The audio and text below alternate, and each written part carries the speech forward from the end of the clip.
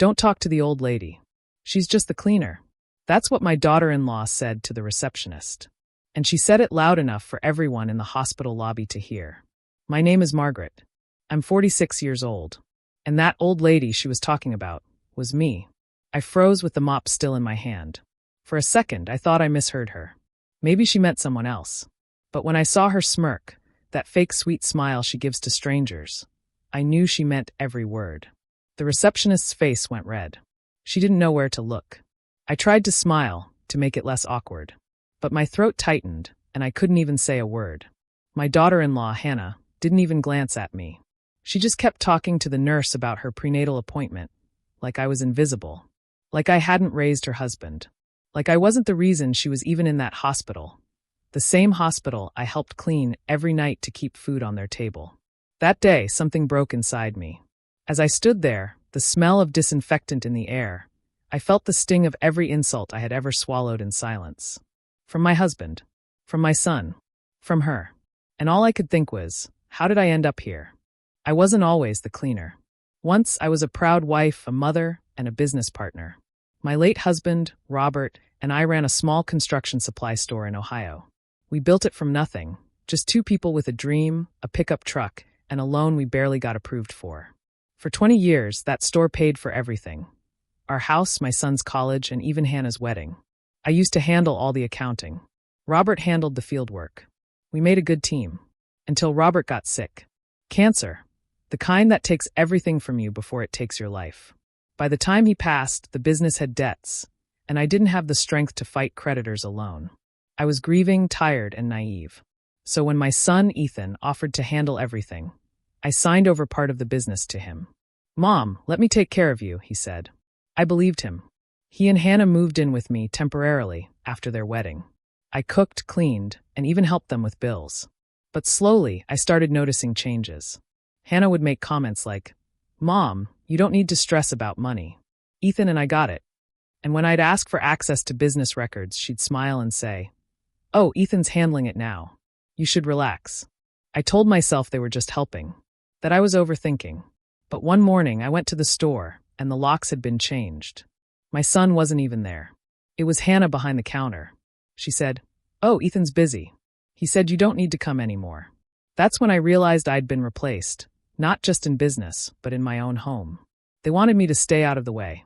And when I refused, they made it clear I had no say.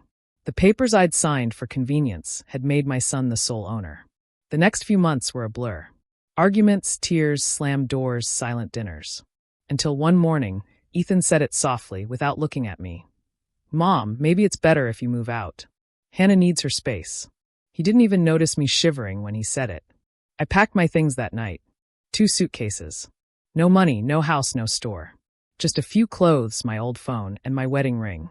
That's how I ended up working as a cleaner at the same hospital where Hannah got her checkups. And that's how I heard her call me, just the cleaner. That night, after her words echoed in my head for hours, I sat on the bus home, staring at my hands. They looked so different now, dry, wrinkled, with small cuts from bleach and cleaning chemicals.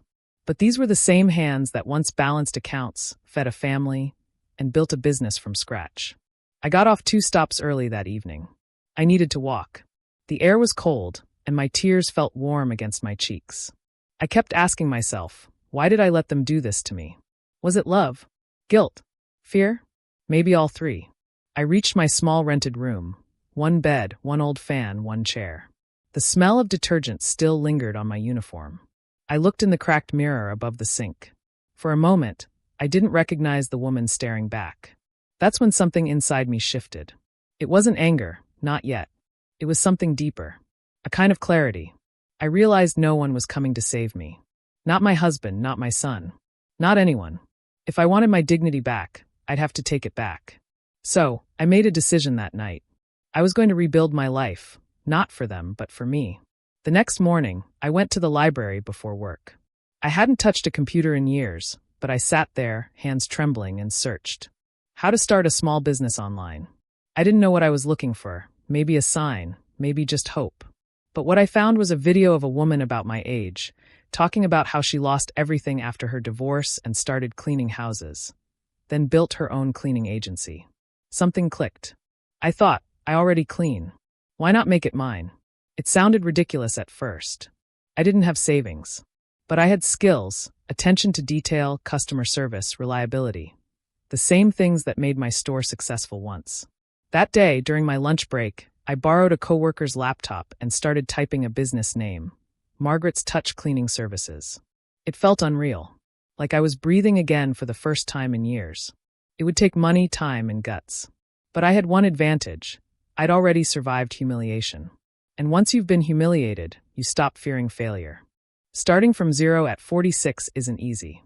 But when you've already been stripped of everything, money, respect, family, you stop waiting for permission. The next few weeks, I worked double shifts at the hospital. Morning cleaning, evening cafeteria duty. Every dollar I saved, I kept in a small envelope under my mattress labeled New Life Fund. It wasn't much, $280 by the end of the month. But it was mine. Every cent earned with my own hands. I went to the local dollar store and bought cleaning supplies, extra mop heads, sponges, gloves, and a bucket. Then, I spent an entire weekend designing flyers using free templates at the library. It said, Margaret's Touch Cleaning Services, where cleanliness meets care. Reliable, affordable, professional. Call or text, number. I printed 50 copies and walked door to door in nearby neighborhoods, taping them to mailboxes and notice boards. Some people looked at me like I was invisible. Others smiled politely and said they'd think about it. By the third day, I was exhausted. My feet ached, and doubt started to creep in. But that night, something happened. A woman named Lisa called me. She said she saw my flyer and needed someone to clean her apartment once a week. I almost cried on the phone. That first call felt like the universe whispering, "Keep going." I cleaned Lisa's apartment like it was my own home. By the time I finished, she said, "You did better than the company I hired before." She paid me $120 and handed me an extra $20 tip. That $140 felt heavier in my hand than anything I'd held in months. Not because of the amount, but because it was the first time in a long time someone looked at me with respect. Word spread slowly. Lisa recommended me to her sister. Her sister told a friend. Soon I was cleaning 3 houses a week, after my hospital job. I was exhausted, yes, but I was alive. And one evening, while counting cash on my bed, I realized something. I'd earned more in 1 week than Hannah had ever given me for household help. It wasn't about money anymore. It was about control. That's when I opened a bank account in my name. No co-signers, no family managers. Just Margaret J. Simmons. It felt powerful seeing my name alone again. And I wasn't done yet. I wanted to turn this side hustle into something bigger. Official, legal, undeniable. So I made an appointment at the Small Business Development Center downtown. As I sat in that waiting area, filling out forms, I remembered the receptionist at the hospital. The one who'd seen Hannah humiliate me. Funny how life circles back. Because in a few weeks, I'd walk into that same hospital. Not with a mop in my hand, but with a contract in my purse. The day I walked into that small business office, I felt like I was walking into a new version of myself. My palms were sweaty. My shirt was the same faded blue one I used for cleaning, but my heart was steady for the first time in years. The advisor, Mr. Davis, was kind but direct. He asked, "Do you have a business plan, ma'am?" I laughed softly. "No, sir, but I have determination and a mop that hasn't failed me yet." He smiled. "Then that's a good start." We spent hours going over registration steps, getting a license, opening a business account, printing official invoices. It felt strange signing my name on documents again, but this time, it wasn't as someone's wife or mother. It was Margaret Simmons, owner. Within 2 months, Margaret's Touch Cleaning Services was officially registered. I even got a basic website using a free builder. My neighbor's son helped me with it for $50 and a home-cooked meal. Then something amazing happened. One of my clients, Lisa, worked at a real estate office. She called one morning and said, "Hey Margaret, my boss needs someone reliable to clean new listings before they're shown. You interested?" Interested? I nearly shouted yes before she finished her sentence. That's how I started cleaning properties for Turner Realty Group. The first job was a 2-story house. It took me 6 hours and I earned $250. By the end of the week, I had 3 more bookings. I bought a small second-hand van, put my logo on the side, and upgraded my supplies. Every time I looked at that van, I smiled, not because of what it was, but because it was mine. But life wasn't done testing me. One evening, while dropping off an invoice at a new property, I froze when I saw the name on the client form.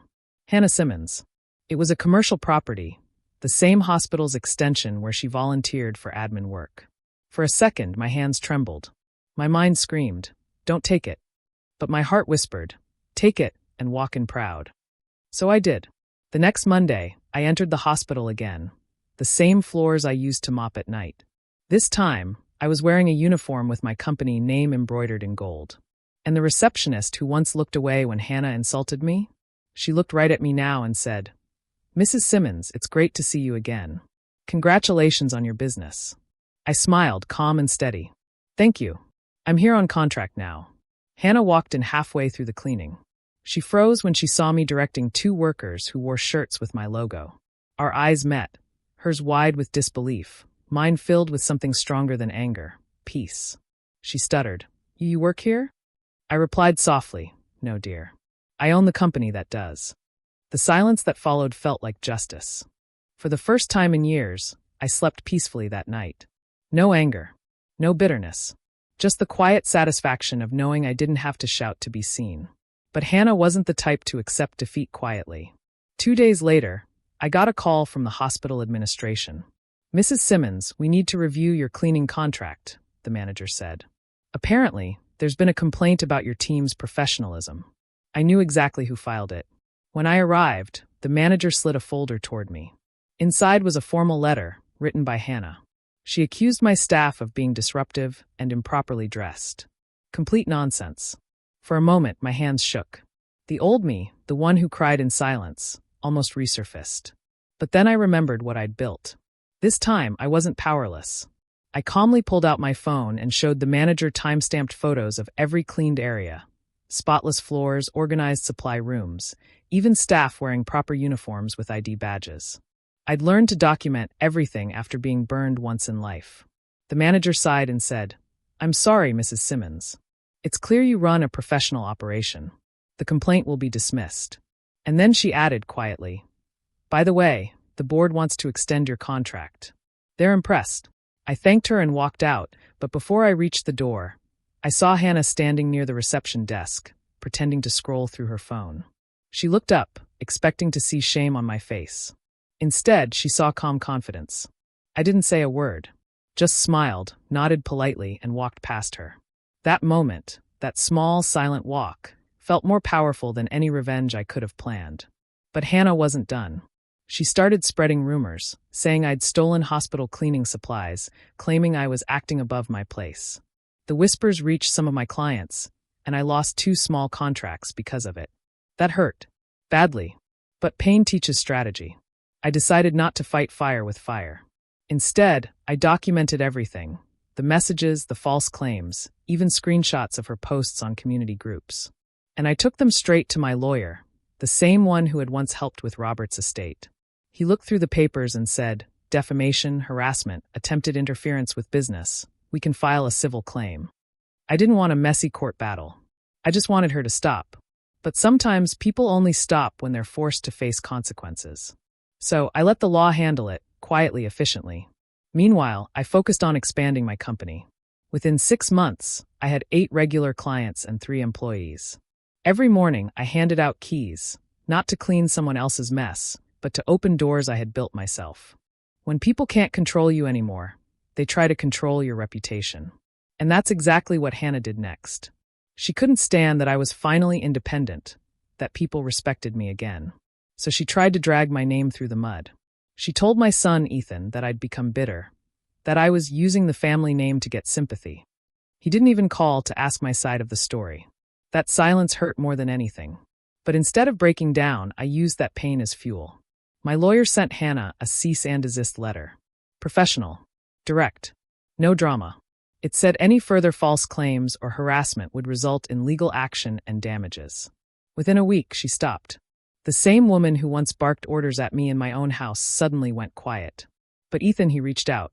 He called one night, his voice hesitant. "Mom, what's going on?"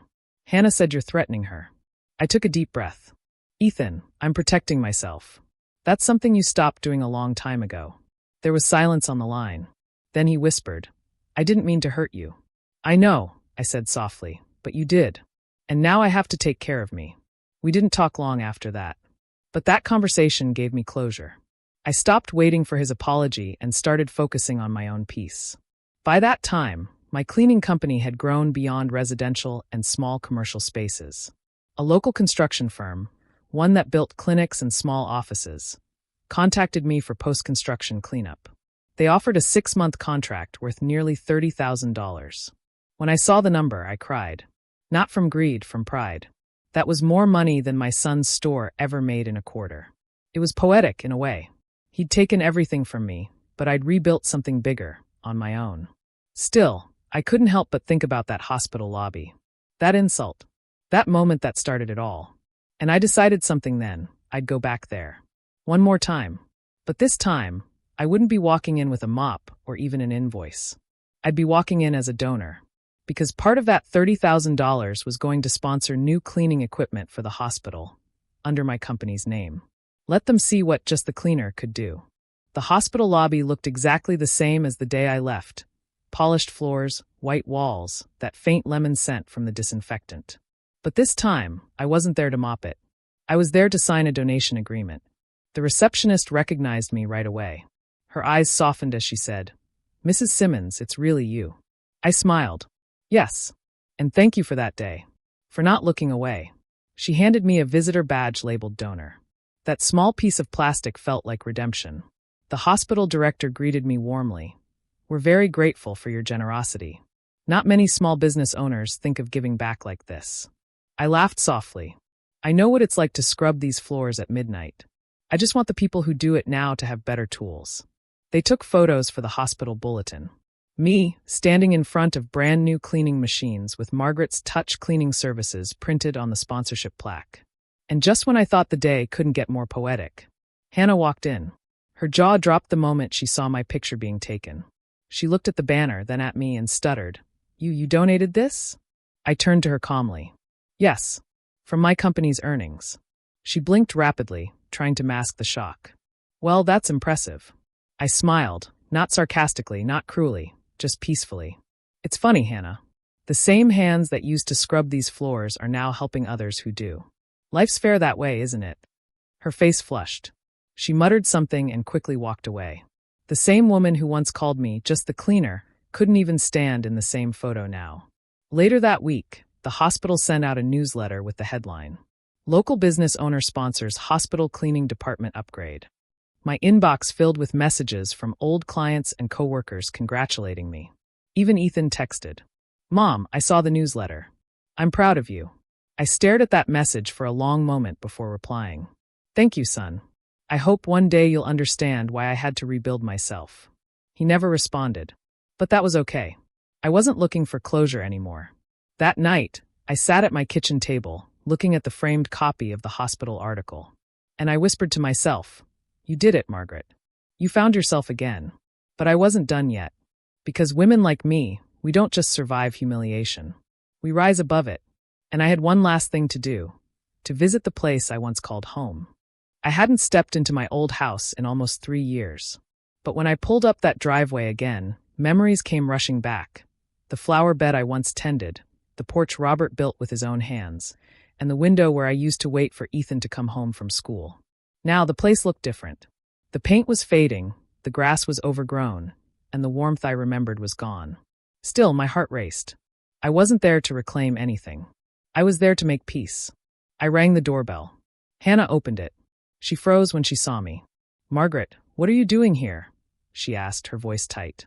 "Relax," I said gently. "I'm not here to argue. I just came to drop this off." I handed her a plain brown envelope.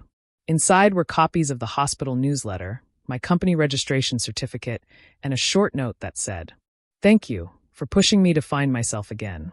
You took my home, but I built my world. No hard feelings." "Margaret." She didn't open it right away. Just stood there speechless. For the first time, I saw something in her eyes, not arrogance, not guilt, but confusion. Maybe even respect. Behind her, I saw Ethan appear in the hallway. He looked thinner, tired. "Mom," he said softly. "Hi, Ethan," I replied. He stepped closer but didn't quite reach me. "I saw the article," he said. "You've done amazing." I smiled. I learned from the best and the worst. Both teach you in their own ways. We stood there in silence for a while. Then he asked, "Why didn't you fight harder back then?" That question cut deep. But this time I had an answer. Because, son, I thought love meant staying quiet. But silence is how people lose themselves. And I won't be quiet ever again. Hannah's face softened slightly. She lowered her eyes. I took that moment to breathe, to let go of the last bit of bitterness I had carried for years. Before leaving, I handed Ethan a small keychain, a miniature of my company's gold logo. "I don't expect you to understand now," I said. "But someday, when life humbles you, you'll see what strength really looks like." Then I turned and walked down that driveway, the same one where I'd once left crying in the rain. But this time my head was high and my heart was light. I didn't belong to that house anymore. I belonged to myself. And as I got into my van, I whispered, "This is what freedom feels like." But destiny wasn't done with me yet. A week later, I got an unexpected phone call, one that would bring everything full circle. The call came on a Tuesday morning while I was scheduling client jobs. The number on the screen made my stomach twist. It was from the hospital administration. "Mrs. Simmons," the voice said, "we'd like to discuss a new contract with you. We're expanding to 2 more facilities and want your company to handle all cleaning operations." For a moment, I couldn't speak. All I could do was whisper, "All locations?" "Yes, ma'am. Your professionalism and contribution haven't gone unnoticed. We'd like you to oversee the entire cleaning staff across all branches." I thanked her and hung up, then sat in silence. That same hospital where I'd once scrubbed toilets and overheard my own daughter-in-law call me, just the cleaner, was now offering me a management contract. I covered my face with my hands and cried. Not from sadness, from gratitude. Because life had come full circle in the most poetic way possible. That evening, I drove to the hospital to sign the new contract in person. The receptionist beamed as she saw me. "Mrs. Simmons. Congratulations." I smiled. "Thank you. It's funny how life changes when you refuse to stay down." As I was leaving, I saw Hannah again. She was standing near the elevator, holding some papers. She looked at the clipboard in my hands and the company badge around my neck, Margaret's Touch Cleaning Services, managing contractor. Her lips parted slightly, but no words came out. For once, she had nothing to say. I walked over and said softly, "Don't worry. I'm not here to gloat. I just wanted to tell you, I forgive you." She blinked, startled. "You what?" "I forgive you," I repeated. "Because without what you did, I would have never found who I really am. You didn't break me, Hannah. You built me." Then I smiled, stepped into the elevator, and pressed the button. The doors closed slowly between us. Quiet, clean, final. A year later, my company employed 12 women, most of them single mothers or women over 40 who had struggled to find work. I trained them personally, taught them what I had learned the hard way, that no job defines your worth. Every payday, I reminded them, this isn't charity. This is power, earned 1 floor at a time. Sometimes I'd look at the old photo of me in that hospital uniform and whisper, "You started from there, and look where you are now." Life has a way of humbling the proud and lifting the quiet fighters. And as for me, I didn't just clean floors. I cleaned my soul of every bit of shame and silence I ever carried. So when people ask me what I do for a living, I don't say I clean. I say I build dignity, 1 woman at a time. And every time I drive past that hospital, I smile to myself and think, don't talk to the old lady, talk to the woman who rose.